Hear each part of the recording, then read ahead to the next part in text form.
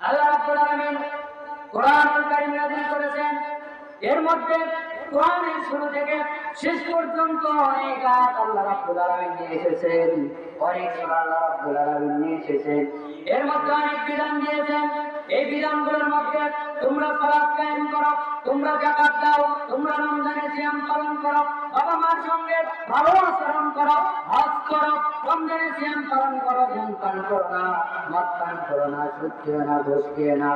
এত এত কথা আল্লাহ রাব্বুল আলামিন কোরআনুল কারীমে নিয়ে এসেছেন, কিন্তু এই কথাগুলো আল্লাহ প্রথমে নিয়ে আসেন নাই।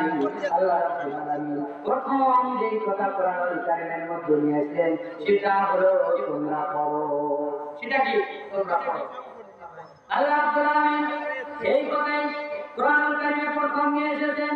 ইকরা বিসমি রাব্বিকাল্লাযী খালাক খালাকাল ইনসানা মিন আলাক।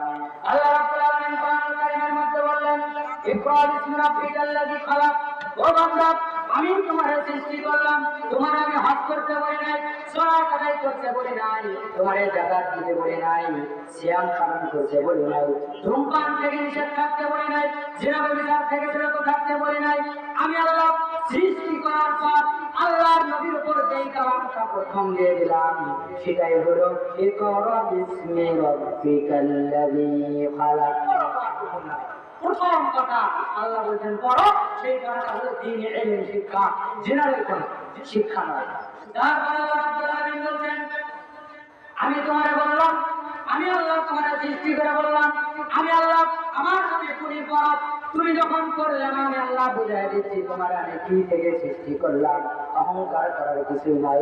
আমি আল্লাহ বলছি খালাকাল ইনসানা মিন আলাক। বান্দা শোনো, আমি তোমারে রক্তপিণ্ড থেকে সৃষ্টি করেছি, অহংকার করার কিছু নাই। এমন জিনিস থেকে আমি আল্লাহ তোমারে সৃষ্টি করলাম যে জিনিসটা কেউ খায় না। ছাগলের গোশত খায়, ছাগলের ভুঁড়ি খায়, ছাগলের পা খায়, গরুর লেজ খায়, চামড়া পর্যন্ত খায়, কোনোদিন দেখি নাই রক্ত কেউ খাইলো। আমি আল্লাহ সেই ধরনটাই তোমারে যে বুঝিয়ে দিলাম, বান্দা আমি তোমারে রক্ত দিয়ে সৃষ্টি করেছি, অহংকার করার কোনো কিছুই নাই। আমি আল্লাহ তোমারে এত তুচ্ছ জিনিস থেকে সৃষ্টি করলাম। তারপরে আল্লাহ বললেন ইকরা রাব্বুকাল আকরাম। আমি আল্লাহ বলছি তোমারে পড়তে বললাম, তোমারে বললাম পড়ো, তুমি পড়লে না।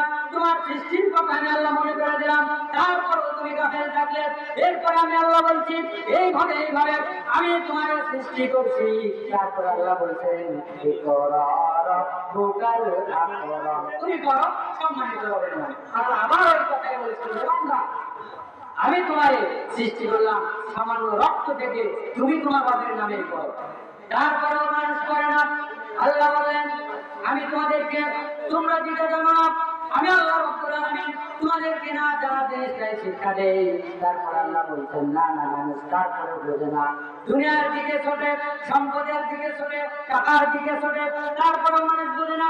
আমি আল্লাহ রাব্বুল আলামিন তারপরে বলছি কাল্লা ইন্নাল ইনসানা লা ইয়াতগা। নিশ্চয় সত্যি সত্যি মানুষ সীমা লঙ্ঘনকারী।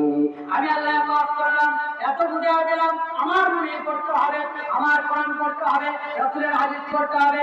তারপরেও তুমি বুঝলে না, বান্দা আমি বলে দিচ্ছি কাল্লা ইন্নাল ইনসানা লা ইয়াতগা।